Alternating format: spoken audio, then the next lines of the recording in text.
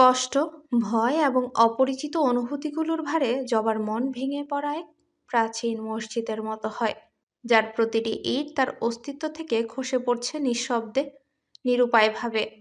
কয়েক মুহূর্ত আগের উৎফুল্ল মন মুহূর্তেই বিষাদের ঘন মেঘে আচ্ছন্ন হয়ে পড়ে এই পরিবর্তনের ভারে। আর শাহানুরের কক্ষের দিকে অগ্রসর না হয়ে পরিবর্তে নিজের কক্ষের পথ ধরে এগিয়ে যায় জবা। তবে নিজের কক্ষে পৌঁছানোর আগেই পথ রোধ করে দাঁড়ায় তৌসিফ। সামনে কোনো পুরুষের উপস্থিতি অনুভব করে জবা দ্রুত মাথার ঘোমটাটা দীর্ঘ করে নিচু হয়ে পদাচরণ করতে থাকে। কিন্তু হঠাৎ পেছন থেকে ভেসে আসে তৌসিফের কণ্ঠ। জবা, না মানে ভাবিজান, আপনি কি আম্মিজানের কথায় কষ্ট পেয়েছেন? তৌসিফের প্রশ্নে জবা এক মুহূর্তের জন্য থমকে দাঁড়ায়। মহলে তৌসিফের আগমন ঘটেছে প্রায় 2 মাস আগে। সে শুধু জানে তৌসিফ সাহেলা বানুর পুত্র, কিন্তু এই দীর্ঘ সময়েও তার সঙ্গে কোনোদিন একটা বাক্য বিনিময় করেনি তৌসিফ। তাই আজ হঠাৎ করেই তার উদ্দেশ্যে এই আন্তরিক উক্তি জবার কাছে এক অপ্রত্যাশিত বিষয় বলে মনে হলেও তা বিশেষ অস্বাভাবিক বা আপত্তিকর মনে হলো না। তাই স্বাভাবিকভাবেই জবা উত্তর দেয়। জি না ভাইজান। জবার প্রত্যুত্তরে তৌসিফ মুখে কুটিল হাসির রেখা ফুটিয়ে জবার সম্মুখে এসে দাঁড়িয়ে বলে ওঠে। মনে করা উচিত না ভাবিজান, কারণ আম্মিজান কিন্তু খুব একটা মিথ্যা কথা বলেননি। তৌসিফের বলা কথায় জবা অবাক হয়ে তৌসিফের পানে একবার দৃষ্টি তাক করে ফের নতজানু হয়ে রয়। তখনই তৌসিফ নিজের সাফাই গাওয়ার মতো বলে ওঠে। কিছু মনে করবেন না, আমি আপনার ভালোর জন্যই কথাটা বলছি। দেখুন না, শেহবাজ মির্জা নগরের জমিদার। সে চাইলে আপনার থেকে রূপবতী, গুণবতী আর সম্ভ্রান্ত পরিবারের কাউকে বিয়ে করতে পারত, কিন্তু সে তা করেনি। কেন করেনি? আপনি জানেন শেহবাজের বিবাহের জন্য কত রাজ্য থেকে প্রস্তাব এসেছিল, কিন্তু সে তার সব প্রত্যাখ্যান করেছে। এহেন কথা বলে তৌসিফ একবার আর চোখে জবাকে দেখে নেয়, যেন তার কথার প্রভাব পরখ করতে চাইছে। এরপর কিছুটা রহস্যময় সুরে যোগ করে। তাই আমার মনে হয় শেহবাজের নিশ্চয়ই কোনো উদ্দেশ্য আছে আপনাকে বিয়ে করার। সে জ্ঞানী মানুষ, যা করেছে নিশ্চয়ই ভেবে চিন্তে করেছে, আর প্রয়োজন হলে নিশ্চয়ই দ্বিতীয় বিয়েও করবে। মাঝখান থেকে সব হারাবেন আপনি। তৌসিফের কথার তীক্ষ্ণ তীর জবার বক্ষপিঞ্জর ভেদ করে গভীরে প্রবেশ করে। নিজ মনে বলে ওঠে উদ্দেশ্য আছে।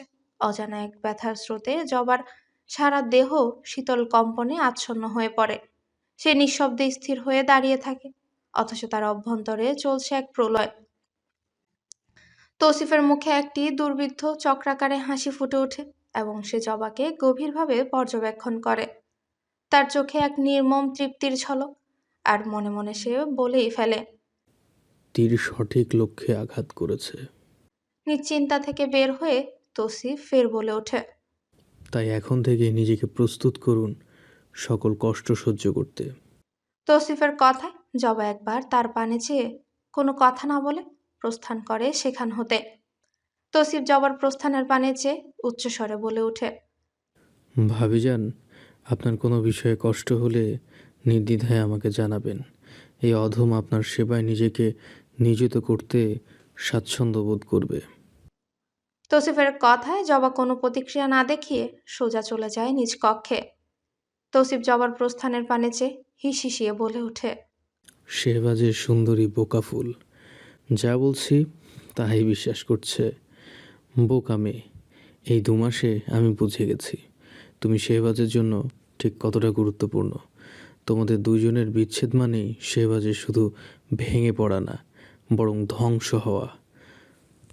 এতদিন শেহবাজের কোনো দুর্বলতা আমার জানা ছিল না, কিন্তু এখন আমার সব জানা। তাই এখন তাকে হারাতে খুব একটা কষ্ট করতে হবে না। ইস, বেচারা শেহবাজ নিজের প্রাণভ্রমরার সামনেও নিজ অনুভূতি প্রকাশ করতে পারে না। তোমার এই গুমোট স্বভাবই তোমার বিচ্ছেদের কারণ বানাবো আমি। তোমার ফুলকে আমি আমার করে কষ্টে দেবো তোমায় প্রতিনিয়ত। এটা আমার ওয়াদা নিজের কাছে। কথাগুলো বলে উচ্চস্বরে হাসতে থাকে তৌসিফ। দরবার কক্ষে নেমে এসেছে গভীর এক নিস্তব্ধতা। গুমোট বাতাসে প্রতিটি শ্বাস আটকে গেছে, আর পরিবেশ ভারী হয়ে উঠেছে অদৃশ্য আতঙ্কে।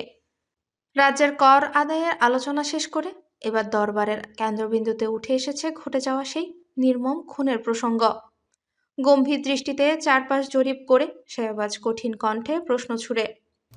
খুনির সন্ধান কত দূরে গিয়েছে? এহেন প্রশ্নে দরবারে নেমে এলো আরো গভীর নীরবতা। শেষে এক সভাসদ সাহস করে উঠে দাঁড়ালেন। কণ্ঠে ভীতি আর সংকোচ মিশে তিনি বলেন, হুজুর, গত 2 মাসে আরও কোনো খুনের ঘটনা ঘটেনি। সেই কারণে নতুন কোনো তথ্য আমরা উদ্ঘাটন করতে পারিনি। সভাসদদের কথা শুনে সাহেবাজের মুখে তীব্র অসন্তোষের ছাপ ফুটে ওঠে। তার দৃষ্টি শীতল অথচ দহনকারী। গর্জে উঠে সে বলে, আপনারা কি বলতে চাইছেন যে নতুন কোনো তথ্য পাওয়ার জন্য আমাদের আরও একটি খুনের অপেক্ষা করতে হবে? তার তীক্ষ্ণ প্রশ্নে পুরো দরবার মুহূর্তেই স্তব্ধ। সভাসদেরা ভয়ে মাথা নত করল। সাহেবাজের চোখে ক্রোধ আর কণ্ঠে দৃঢ় আদেশ প্রতিধ্বনিত হলো।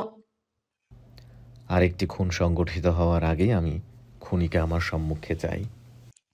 আর কথাগুলো বজ্রের মতো আঘাত হানে দরবারের নির্জন পরিবেশে। এরপর সাহেবাজ কোনো দিকে না তাকিয়ে দরবার কক্ষ ত্যাগ করে। তার পদচারণার গভীর ধ্বনি গুমট নীরবতায় প্রতিধ্বনি তুলে পেছনে রেখে যায় নতজানু স্তব্ধ দরবার। সময়ের অচল ধারা বেয়ে সূর্য তার অগ্নিময় গৌরব হারিয়ে পশ্চিম আকাশে লুকিয়েছে অনেক আগে। সেলিম বাগানের কাজ সেরে মহল ত্যাগের পূর্বে স্থির দৃষ্টিতে শাহানুরের জানলার দিকে তাকিয়ে থাকে, শুধু একবার তার মুখশ্রী দেখার আকাঙ্ক্ষায়। মহল থেকে প্রস্থান মানেই এক দীর্ঘ প্রতীক্ষার সূচনা।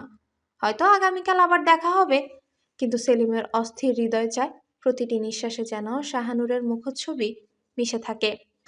অথচ যখনই শাহানুর তার নিকটবর্তী হয়, সেলিম তাকে অজুহাতের বেড়াজালে দূরে ঠেলে দেয়। তাহলে কি অধিকার তার শাহানুরকে নিয়ে এভাবে ভাবার? সেলিম জানে শাহানুর তার যতটা কাছে আসবে ততটাই পুড়তে হবে তাকে, কারণ সূর্যের দাহকে এড়ানো সম্ভব নয়। তাই সেলিম দিনের পর দিন শাহানুরকে দূরে সরিয়ে রাখার কঠোর সিদ্ধান্তে অটল থাকে। তবে দূরত্ব কি হৃদয়ের আকাঙ্ক্ষাকে থামাতে পারে? প্রতিদিন মহল ছাড়ার আগে সেলিম গোপনে জানলার কাছে উকি দেয়, তার প্রতীক্ষার প্রতিদান হিসেবে এক ঝলক শাহানুরের মুখ দেখার আশায়। কখনো সেই প্রতীক্ষার তৃপ্তি পায়, কখনো শুধু নীরব অন্ধকারে নিমজ্জিত হয়। যেদিন শাহানুরকে দেখে সেদিন তার মুখে সূক্ষ্ম এক হাসির রেখা ফুটে ওঠে, আর যেদিন দেখে না সেদিন বিষণ্ণতা যেন তার হৃদয় ভেদ করে বাগানের প্রতিটি পত্রে ছড়িয়ে পড়ে। তবুও সেলিম নীরবে এই একতরফা ভালোবাসার দাবানলে নিজেকে জ্বালিয়ে বিলীন করে চলেছে। ভালোবাসা তখনই পূর্ণতার রূপ পায় যখন দুটি হৃদয় একসঙ্গে স্পন্দিত হয়, একে অপরের অস্তিত্বে নিজেকে খুঁজে পায়। কিন্তু একতরফা ভালোবাসা তা তো নিঃশেষ করার এক নির্দয় প্রতিক্রিয়া, যা ধিকি ধিকি জলে মানুষকে ভস্মে পরিণত করে। তবে সেলিমের ভালোবাসা কি সাধারণ একতরফা ভালোবাসার তুল্য? একতরফা ভালোবাসার অন্তত পূর্ণতার এক ক্ষীণ প্রতীক্ষা থাকে, এক অস্পষ্ট আশা থাকে প্রাপ্তির। কিন্তু সেলিমের ভালোবাসা তা তো এক শূন্যতার সঙ্গে যুদ্ধ, যেখানে না আছে আশা আর না আছে প্রাপ্তির কোনো প্রতিশ্রুতি। তার এই ভালোবাসা অস্তিত্বহীনতার এক সীমাহীন গভীরতা, যেখানে ভালোবাসার আলো পৌঁছায় না, শুধুই ত্যাগ, তৃষ্ণা আর নিঃশব্দ যন্ত্রণা। বহু প্রতীক্ষার পর জানলার সম্মুখে আসার এক নতুন আলো হয়ে শাহানুরের আগমন ঘটে। দীর্ঘ সময় ধরে সেলিমের মলিন মুখ অবশেষে ফুটে ওঠে হাসি। মুগ্ধ নয়নে সে দূর থেকে তাকিয়ে থাকে শাহানুরের দিকে। এ যেন অপরিমেয় সৌন্দর্যের চিরন্তন দর্শন, যা সেলিমের নিকট অপূর্ব আরাধ্যা। শাহানুরের অবুঝ অস্পষ্ট চাহনি আকাশের দিকে নিবদ্ধ, যেন এক অনির্দিষ্ট প্রত্যাশায় মগ্ন সে। হঠাৎই আকাশে এক ঝাঁক পাখির উড়াল দৃশ্যমান হলে শাহানুর তীব্র উদ্দীপনায় হাততালি দিয়ে তাদের সাথে দুহাত প্রসারিত করে, যেন নিজেও সেই পাখিদের সঙ্গে হারিয়ে যেতে চায় দূর অগ্রগামী অম্বরের মধ্যে। ঠিক তখনই সেলিমের মস্তিষ্কে প্রবলভাবে গেঁথে ওঠে শাহানুরের বলা সেই কথা। আমাকে মহলের বাইরে কবে নিয়ে যাবে সেলিম? সেই প্রশ্ন তার হৃদয়কে ব্যথিত করে এবং গভীর এক ব্যাকুলতা সৃষ্টি করে। বুকের গহনে এক অশান্ত শিহরণ বয়ে যায়, আর সেলিম নিরন্তরভাবে বলে, আমি আপনারে মহলের বাইরে লইয়া যামু ছোট কুমারী, শুধু একটা সুযোগ পাই। আপনি যতদূর যাইতে চাইবেন আমি ততদূর লইয়া যামু আপনারে। এতে যদি আমার শাস্তিও হয় তাও আমি মাথা পাইতে লমু। সেলিমের উচ্চারিত বাণীর মধ্যে আগমন ঘটে তার পিতা আব্দুল রহমানের। তিনি পুত্রের মুখে এহেন কথা শুনে চিন্তিত হয়ে বলে ওঠে, বাজান, তুইও ভুল পথে আগাইতেছস। সেলিম নিজ পিতার কণ্ঠস্বর শুনে নিজ ধ্যান ভেঙে বলে ওঠে। আব্বা, আপনি যান নাই এখনো? পুত্রের প্রশ্নে আব্দুল বলে ওঠেন, সেলিম, আমি অনেক দিন ধইরাই তোর চলাচল লক্ষ্য করতেছি বাজান। তোর এই অনুভূতির শাস্তি কতটা ভয়ানক হতে পারে তা তুই জানোস না। তোর ভুলের শাস্তি আমরা সবাই পামু।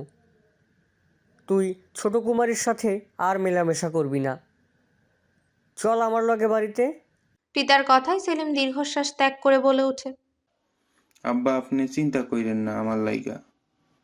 আমি জানি আমি কি করতাছি। আমি এমন কোনো কাজ করুম না যা আমার পরিবারের ক্ষতির কারণ হইব। তাইলে তুই আমারে ওয়াদা দে, তুই ছোট কুমারীরে মহলের বাইরে লইয়া যাইবি না। পিতার কঠোর নির্দেশে সেলিম বিভ্রান্ত হয়ে পড়ে। মুহূর্তের জন্য তার দৃষ্টি স্থির হয়ে যায় শাহানুরের জানলার দিকে। তখনই আব্দুর রহমান ফের কিছু বলার জন্য মুখ খোলার আগে প্রহরীর আগমন ঘটে। গম্ভীর কণ্ঠে প্রহরী বলে, তোমরা এখনও কেন মহল থেকে বেরোচ্ছ না? জমিদার হুজুর এখনও তোমাদের এখানে দেখলে তোমাদের কাজ থেকে বের করে দেবে। তাড়াতাড়ি যাও মহল থেকে। প্রহরীর আগমনে সেলিম স্বস্তির নিঃশ্বাস ত্যাগ করে আর নিজ পিতার হাত ধরে বেরিয়ে যায় মহল হতে। শাহবাজ তার প্রতিদিনের দায়িত্ব পালনের ক্লান্তি মুছে ধীর পায়ে নিজের কক্ষে প্রবেশ করে। প্রবেশ করতেই তার দৃষ্টি থমকে যায়। জবা মেঝেতে বসে গভীর চিন্তায় নিমগ্ন, কাঠের সিলেটার দিকে অপলক দৃষ্টিতে তাকিয়ে রয়েছে। তার অব্যক্ত অবস্থায় এক ধরনের বিষণ্ণতার ছাপ স্পষ্ট। শাহবাজ মুহূর্তের জন্য দূর থেকে তাকে পর্যবেক্ষণ করে, যেন জবার ভেতরের অনুভূতিগুলো উপলব্ধি করার চেষ্টা করছে। অতঃপর নিঃশব্দে ধীরে ধীরে তার নিকটে গিয়ে যায়। জবার অতীব নিকটে পৌঁছে শাহবাজের দৃষ্টি স্থির হয় জবার হাতে ধরে রাখা সিলেটের উপর, যেখানে রয়েছে অসংখ্য অসম্পূর্ণ অক্ষরের চিহ্ন। প্রতিটি দাগই বলে দেয় তার অগণিত চেষ্টার কথা, যা বারংবার ব্যর্থতায় পর্যবসিত হয়েছে। এহেন দৃশ্য দেখে শাহবাজের কঠোর অভিব্যক্তির আড়ালে একরকম নীরব সহানুভূতির সঞ্চার হয়। সেভাবে এই ব্যর্থতাই হয়তো জবার অস্থিরতার কারণ। গভীর চিন্তায় নিমগ্ন এই জবাকে দেখে তার কঠোর মুখাবয়ে এক ধরনের মৃদু হাসি খেলে যায়। নিঃশব্দে তার পেছনে বসে শাহবাজ নিজের বলিষ্ঠ হাতে জবার কোমল কটিদেশ আলতোভাবে স্পর্শ করে, আকস্মিকভাবে তাকে নিজের কোলে টেনে নেয়। জবা চমকে ওঠে। পেছনে ফিরে তাকালে তার দৃষ্টি আটকে যায় শাহবাজের গভীর অথচ নির্লিপ্ত চোখে। সেই দৃষ্টির গভীরতায় লুকিয়ে আছে এক ধরনের অদ্ভুত মায়া। কয়েক মুহূর্ত স্ত্রীর দৃষ্টিতে তাকিয়ে থাকার পর জবা হঠাৎ করেই নিজেকে গুটিয়ে নেয়। তার মাথা সামনে নামিয়ে নিয়ে নিস্তব্ধ হয়ে শক্তভাবে নড়চড়হীন বসে থাকে, যেন নিজের অনুভূতিকে নিয়ন্ত্রণে আনার চেষ্টা করছে। শাহবাজ জবার নিস্তব্ধতাকে তোয়াক্কা না করে জবার নরম হাত নিজের মুঠোয় নেয়। তার মুঠোর দৃঢ়তা এবং স্নেহ মিশ্রিত উষ্ণতা জবার মনে অস্থিরতার সঞ্চার করে। সিলেটটার দিকে তাকিয়ে শাহবাজ একটা অক্ষর লেখার উদ্যোগ নেয়। স অক্ষরটি ধীরে ধীরে তার নিজের হাতে লিখতে শুরু করে এবং জবাকে তা অনুসরণ করতে নির্দেশ দেয়।